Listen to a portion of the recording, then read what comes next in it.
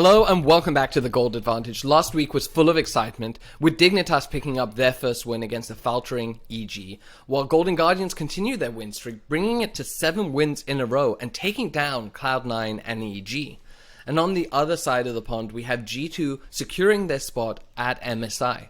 So we ask ourselves, what about Flyquest? Can they match up against them? Will Flyquest be able to take down G2 if they make it to MSI? I'm your host, Nikita, and with me again this week is the delightful Scoot. How are you doing, Scoot? I'm doing splendid, brother. little mic drop action. I'm doing great. I'm happy to be back here talking about League. Obviously, main Call of Duty a little bit, so I've had a little bit more of that in my bloodstream over the past week. But it's been exciting in the LCS. I think off the Rift, it's gotten extremely interesting. You have the Sven situation earlier in the split, and then this week you get the Vulcan Eyla situation that happens on Twitter. It takes to Twitter, gets real toxic. It's been great year for banter. Like, it goes without saying, and like I think that is generally really good for esports. As a guy coming from Call of Duty, where like there is a ton of banter. And it's been super entertaining, and fans are just engaged with this. So, like, people love it. Yeah, no, 100%. I think it's been so much fun seeing actual player personality and having some, like, genuine competition between them. Not this, like, GG, good game. And, like, when that's genuine, I have no issue with that. But also, at the same time, like, when you're competitors, sometimes you don't like each other. Sometimes you really want to beat the other guy, and sometimes it feels good to beat them. So, but give us our hot take. Who's right, Eyla or Vulcan? Vulcan. You think Vulcan's right? No, sorry, Eyla. Sorry, Eyla. My take on this is that Vulcan needs to worry about his own team. Like, you're coming off a 2-loss week. You're talking shit about a guy that's on a 10-1 team. They are slamming everyone. Maybe to a point, like, you're correct about he's not fundamental to Flyquest success. They obviously are very good at every spot on the Rift, and they've shown that in the LCS the entire year. But at the same time, like, why are you talking shit from that position? It's not a good look, in my opinion, in the first place. And Flyquest has continued to be successful. Like, they're just rolling over teams. So, why? It was a bit of a weak take from him, and I think 100%. I was going to ask you, who disappointed you this week?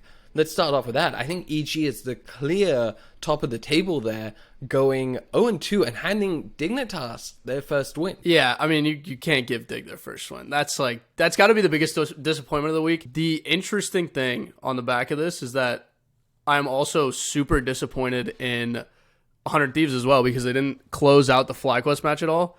It was just way too close to not actually finish that out. And I do want to see 100 Thieves at least compete against upper tier teams. Like, I expected a lot more out of this roster, not getting it. So disappointed there, but definitely way more disappointed in EG. You cannot hand Dig their first win. That just doesn't happen. No, you can't hand Dig their first win. Also, just their loss to Golden Guardians. I think, and Golden Guardians, will get to them because they're obviously the team that I'm very impressed with. But it's just overall, EG just seems a little bit lost after not even beating. Let's be honest. After smashing Cloud9, it's weird to suddenly see them regress to this sort of form. And I'm not entirely sure what to put it down to. It's their first 0-2 week. Last week they went 2-0, so maybe this is just a bit of lack of focus. Maybe they thought they could cakewalk through these two teams. Dignitas, 10th place team, so okay, easy win. Golden Guardians, people were wondering whether or not they were fraudulent, so maybe that is what's happening there. 100 Thieves just seems to be entirely mediocre. It's almost past the time of like preseason prediction. I expected this roster to be good. Now they're really not. The interesting thing I'll say about EG, if you're from an outside looking in, right? You look at EG last year, they've made 2 changes that are like integral parts of the roster. I think you have to look at Someday and FBI as like who's falling short, because I don't think the success would be that neutered with just one change. And I think one of them is falling short more than the other. In the last week, I feel like it was Someday, especially in the Dig game. Like, he got absolutely slammed. I was going to say, yeah, I don't think FBI. It's weird because you have Impact. You come from Impact, and, like, Impact is a very steady top laner. He's not really going to hard carry that often. It's pretty rare. But he is stable. Like, that stabilizes one lane from the gate. And when you have Someday, who's a little bit more of a carry top, he definitely had a bunch of success for 100 Thieves doing that, fit well into the roster there.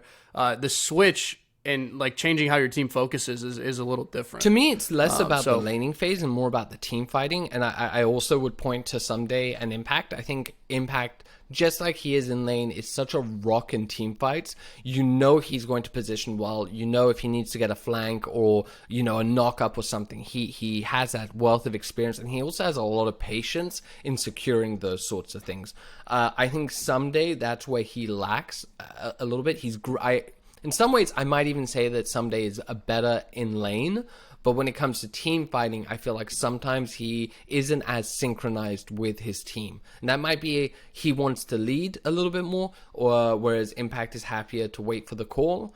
I think FBI is doing well. I will say Jojopion has been great, but also very coin flippy. There have been games where he has been an absolute disaster. So I'm actually looking a little bit more at Jojo and Someday as the two that are kind of causing issues. Look, it will solve itself. I'm not ready to say I'm really worried about them, but I think this might have been a little bit of a wake-up call that they needed just to make sure that they perform adequately going forward. I mean, they're still top 3. Like, exactly. I'm not genuinely worried. There's not a ton of matches left either, so like we're only going to March 17th. Yeah. There. It's not going to be... I don't think they can fall that far down the ladder, and I think they'll handle bottom tier teams a little bit better than they did in the last week. But the thing is we're getting pretty close to that playoff time, and that's where you want to see the teams coming into their own and peaking at the right time. And the team that really is peaking at the right time, there's only one of them. It's Golden Guardians. 7 wins in a row. They lost 4 games in a row. They had a little vlog series where Licorice was like, I'm sick of it. They go into this week 2 tough opponents, Cloud9, EG, and honestly pretty convincing wins, both of them. I mean, across the board, they look good. I think this is it reminds me actually a lot. I said this before the podcast. I did mention SK as like, you said the summer, or what is the quote here? It's what? They're greater than the sum of their parts. That's it, yes. Their performance. That is correct. I'm an idiot. No. It's similar to SK in that manner, but it's also really similar to CLG last year and what they were able to put together in the LCS. That's a great way of putting it, yeah. And I think that's really what it reminds me of, genuinely. You have a lot of experience across the roster here, a lot of guys that kind of were thrown into the wind a little, and they've just found good chemistry and found a way to win. And 7 wins in a row is nothing to shy away from, especially once you get into beating top-tier teams, which is what they did in the last week. So, like, they're trending in the right direction for sure. I hope it doesn't burn out too quickly right near the end of the season, because that would suck going into playoffs. But this team can definitely cause some upsets, and also great to bet on because they don't have a lot of fan service in terms of lines. Like, you look at this week, we'll get into that one, but there's an interesting line going on with GG. A lot of value. And if you could jump on this train early, there was a lot of value in the past couple of weeks. And I think last week we called out, hey, we think they'll go 1-1, and I think there was something like 3 point something odds. So that would have definitely paid out very nicely if you hit both those lines in the hopes of hedging it to 1. No, I 100%. I think each of these players have seen some sort of individual success in the past, and like you said, they've kind of in the wind a bit. I think they went through a lull state, have come together really nicely, and are just playing good, solid League. I am still very worried about Licorice. Every time the game they were winning in top lane, I was like, oh, is he about to throw this? Because he has been really rough at the start of this year. But look, it's paying off. 7 wins in a row. And actually this week coming up, they're against TL and Immortals. So there's a real chance that they're going 2-0 again. And it takes it 9 wins in a row. You know, next week they have 100 Thieves and... who's the next one? And then it's TSM. Like, literally, these guys have a pretty easy schedule moving forward now until the before final week where they're facing off against Flyquest and finishing off with Dignitas. So if they keep this up, and if they really keep their eye on the prize, they are basically facing worse teams until the end of the split when they face off against Flyquest. That's what you need. They could really lock in that 2nd or 3rd place spot for themselves, which is a great position to be in going into playoffs. Well, if you also lock in a win against Flyquest at the end of the season, maybe it is a ridiculous outcome. I don't see them really beating Flyquest. I can't say that, but like it's possible. It's a best of 1. Like let's not chalk it up right now. The other thing here is that TL are shockingly bad. I'm not on every week, but like this is insane to me. I don't know. We don't need to talk about it. We don't need to go in depth. You know what? I don't really know. I honestly, we have and we haven't. To me, it's like Piosik was really hyped coming in because he just won Worlds, but we also have to remember all of the last year, the guy was benched in and out. He was actually benched for the start of Worlds, and then he got brought back in for kind of the latter half of Worlds, after group stages, I think it was. He's never been a top tier jungler, so regression to the mean right here is what is happening for him. I'm most shocked by Summit. He's been bad.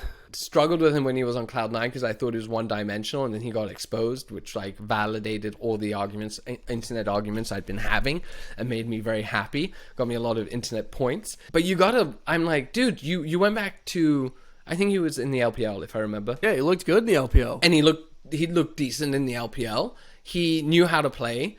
He wants to play carry top. We know the LCK and LPL has a carry top style, but this is not it. Yeah. This is not the carry top style. I don't know what he's doing. I don't know what's happened to Core. Core used to be such a rock, and now he is just looking. I don't know if he's just Core's catching had some weird picks recently, Yeah. and also like Summit. You got Summit on Gnar some games. Like they don't trust anything right now. I don't know. I don't know what's going on, and this is the thing. Someone with a bigger brain needs to come together with me, because right now these guys are stealing money from Steve. That's all I can say. They are robbing him blind. And after last year, he got scammed by Bjergsen. Yeah, you can't be scammed twice in a row. Dignitas, quick shout out, first win, congratulations. They talked about it in a weird way, how when you lose so consistently, and times where you think you could win and should win, in a way you forget how to win, and I can believe that. I think you fall into a rut, and that sucks. It was good to see them win. The funniest, or like one of the nice things, and no one likes a losing team, but they look like a very happy losing team. They're always laughing, they're always joking. I don't know if that's a good thing or a bad thing, but I don't want anyone to be down bad. So this is the first time he's missed Worlds. Yeah, I mean, maybe not. Oh, actually, so we have two quick questions here. One is, the big one is, with G2 now winning the LEC, spoiler alert, and securing their spot at MSI, we anticipate that Flyquest is going to meet them there. Do you think? How do you think they match up? Dude, I mean, the schlacking that G2 just put on Mad Lions makes me scared for any LCS team that's going to play them. Not to mention the absolute whipping that they gave EG all of last year. Yeah. Like, you have to remember how good they looked against North American teams, and they still have a similar core there. I don't expect this to be very good for Flyquest. Yeah, but Vikla is phenomenal. That's true. You could definitely stack up against Cavs. Vikla is really... He's looking really good. I think Impact, like we said, has always been such a good rock up top. And then you've got Prince, who was one of the top tier ADCs in the world. That's true. I mean, this is really different than a normal LCS team, I guess, coming out of North America. The problem is they face this competition over and over and over again, and to a point, it is easy to beat North American teams if you have a much better roster on paper, just internationally. But do they remember how to play in international events and how to play against teams that are facing better competition across the year? Like, I think G2 obviously has better competition. Mm-hmm. They stormed EU. Like, they just beat it down the entire year. I don't know. This is going to be a toss-up for me. Honestly, I'm going to have to go with the NA side at the end of the day. Like, regardless of what I've said, I have to root for NA. Because you're a masochist? You just like pain? I mean, I gotta go for him. I think Prince hard carries it. I think this is a much better NA team, because I do think Vikla and Prince are, with so much of League being played around those two roles, I think they're huge for that. I think Impact is very solid top. Speaker's also been really good too, and Speaker's had his success. Speaker knows how to play, I think, internationally. I think he is he's reliable. He's not going to hard carry the game, but I think he will minimize losing the game. So that's an interesting one. I'm quite excited to see that matchup. The other thing, as a Cloud9 fanboy, you tried to say, like, all teams are playing for third place after EG smashed Cloud9. So let's calm down about this Cloud9 hype train. But I do want to say, how do you feel about Emenes? It's a pretty sideways move. I said this to you before we started broadcasting. I mean, I think he's a better player. Yeah. I do think, like, if you're going to point at anything on Cloud9, it is very easy to point at the mid lane and be like, hey, they haven't been top tier because of mid lane, and this is the only place they really made a change.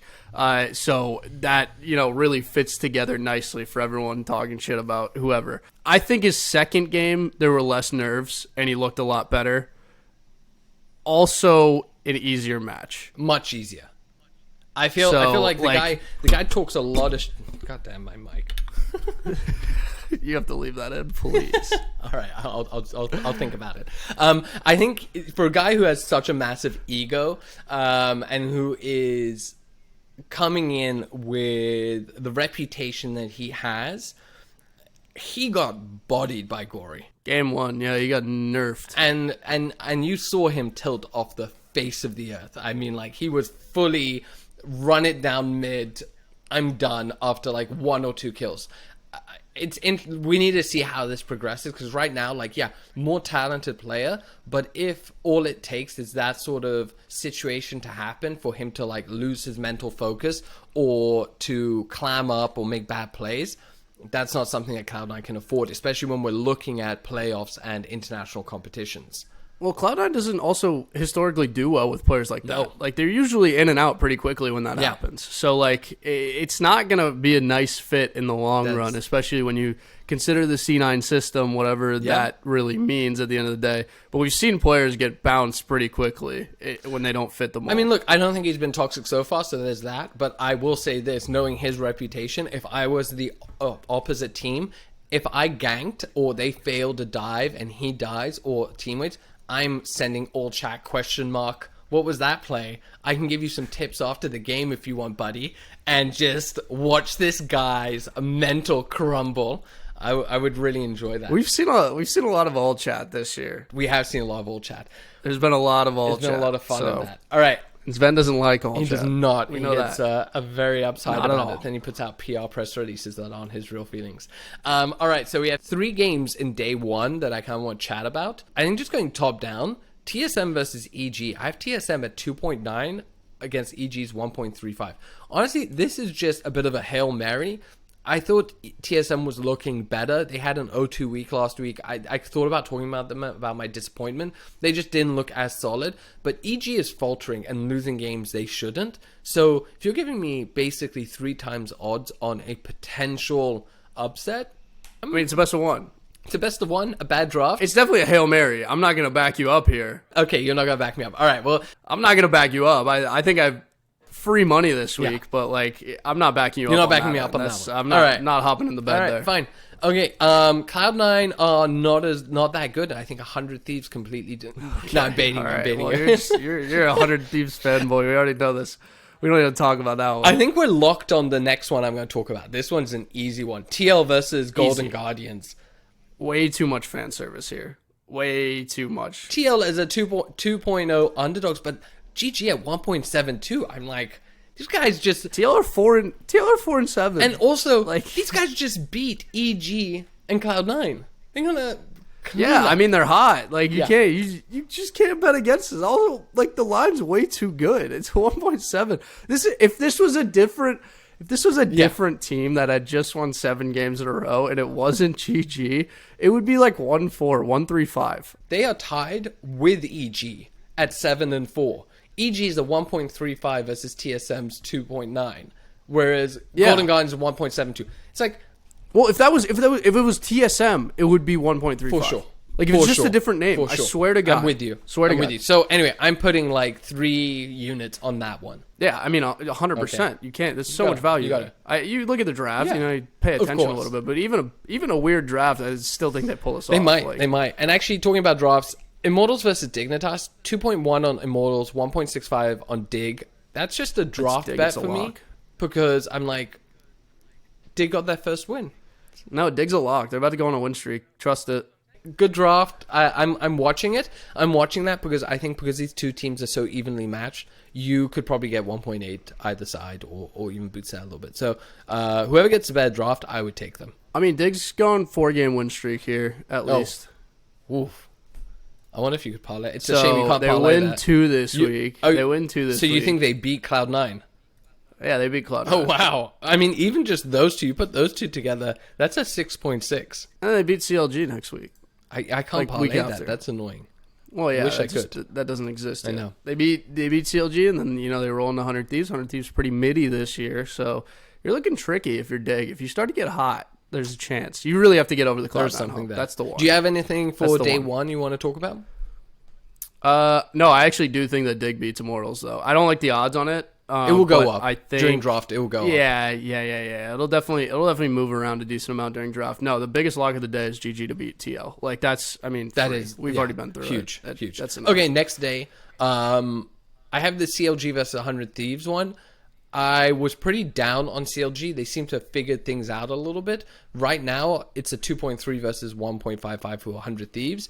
I'm waiting till draft to see whoever gets it, because if 100 Thieves gets a good draft, I do think the odds will shoot up to 1.7, 1.8, and you can grab that. But if we're just looking at it purely now, I think 2.3 is too much value. I agree. In a best of one especially, I don't think there's any reason not to go to the CLG side here. I also think you'll be able to hedge it if 100 Thieves has a good draft or bad draft, or like CLG comes out on a better draft, then you're going to see 100 Thieves at like more even odds. You can probably play some ARB there. They're definitely way too even for this to be the case right now. Like, this just should not be the line, in my opinion. All right, here's a big one. Flyquest versus EG. Do you think EG can pull it together? Flyquest rolls them. Flyquest rolls this. This is so easy. It's going to be a minus 6.5 kill spread. You just take that. That's free. Minus 6.5 kill. It's not going to be close. Okay. I think it's going to be something similar to that, I would imagine. All right. I don't think this is close at all. Like, I think, especially with the amount of talk that's been coming through the radio waves, whatever, they want to slam EG next week. Everybody knows this. And EG wants to do the same. They want to prove a point. They want to prove that he's not like an integral part of their team, whatever.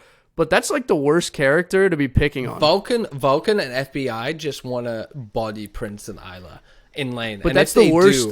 The emote wars that will be happening in bot lane will be so good. If you're forcing those 2v2s down in bot lane over ego, you might make a mistake, and then that shit snowballs out of control. You don't want Prince is going to. You don't want a fed ADC, and Prince will body you. Yeah, I mean, Prince is a dangerous man. We'll see. This is going to be an exciting match. There's going to be a lot of trash talk. I want to see what happens after the match. I mean, mid lane's going to be toxic too. Like, are they going to shake hands, or are they just going to? What's going to happen there?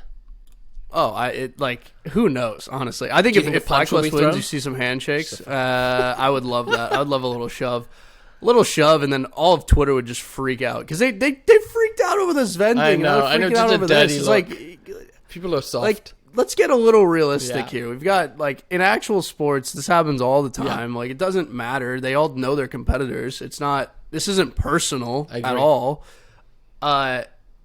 No, I think mid lane will be interesting too, because Vikla probably been the best mid laner in the LCS. Yeah. And you also have JoJo, who is like young and hungry, loves to talk shit, loves to type in all chat. And he loves fighting against the best. The thing about JoJo though is like when he talks shit, you know it's out of a love for the game. He just wants to compete. He just wants to play against the best. Vulcan without a doubt was a bit salty, I felt. He was definitely way salty, but then he took a picture with JoJo, so maybe the mindset's changed a little. Who knows? But like, I thought it was just a whack take across the board. Listen, the other thing on day two, we got to talk about it. I mean, TSM 2.8 odds to beat TL. I know, right? It's fucking huge. It's not as much of a Hail Mary as day one. And should TL win this, you look on paper, you're like, TL's a better team, but like, no, they're not. How is TSM versus EG 2.9 versus 1.35, whereas EG is a 1.3, TL is a 1.38. It's like, what is going on there? Yeah, I have this highlighted. It's so 2.80 odds on TSM. That is like such great value. And just out of curiosity, I parlayed what would happen if TL went 0-2 this week. You can get 4.81 odds on that. That's so money, because like there's a real shot that they go 0-2. I mean, do I want them to be mid? Am I sitting here like rooting for TL to be mid? No. Like No. it would be way more entertaining if they were good. But like, I'll take it. they are. They're mid. Dude, I'll take Like, it. I'll drop a unit on that. I'm gonna drop a unit on the parlay of Golden Guardians and TSM over TL. 4.81. But there's so much value that's so like good. just being thrown Yeah. on the opponent via the past success of TL, and we know that like And Summit. Yeah, Let's not forget LCS seasons are Your short. Cloud9 boy Summit. You loved him. You loved him. I mean no. You were always I did such not- a I did not Summit love fanboy. Summit. I did not love. I loved the move originally. Yeah. It didn't work out. What do you mean? clearly. It did work No, out. but He like, dominated. You were like all hot on Cloud9, and then they get buoyed in the playoffs. well, he had a good split, but then he nuked it at the end of Yeah. the season, and then going into got playoffs. That was MVP such and a then shame. got let go. Yeah, he got MVP and he got absolutely nerfed during playoffs. No, the like past success of TL is what they're riding on. It feels like in terms of lines and everything. And like LCS season is short. You might not see the most out of a team. You might not see them at their peak, but you're gonna see enough to understand that like TL isn't that good right now. And I don't know why we're continuing to just like overvalue them in a match against I'll TSM. take it. Like that doesn't make any sense. I'm happy. Yeah, of course Give me the I'm money. gonna take it. But like free money. I mean, listen, I'm one to take it every time. That's There we it. go. You know what else we'll take? We'll take your likes and subscriptions on this week's episode because we appreciate you. And I don't know, I think you guys appreciate us too from the views and the slowly growing subscriptions. So we really do appreciate everyone for tuning in. There's a link to our Discord in the description below. But yeah, it's free money. It's free likes. We've made you money last week. So I think that deserves a subscribe. I don't have anything else to talk about this week. Scoot? I got nothing, Serge. Check out the Money Hill if you're interested in Call of Duty. I did not make anyone money last week, but it was fun to talk about. COD was hectic. Yeah, the Money Hill. It's been a weird week. Hopefully will be coming out in a couple of days. Yeah, it should be. Should be. Should be. As long It'll as be an Chris interesting appears one. again. We'll see if the MB turns up. Otherwise, I'll be covering for him. So make sure to tune in for that one. Otherwise, we hope you have a great day. Tune into these week's matches because there's definitely some great value on it. And we'll see you all next week. Bye, everyone. Peace out.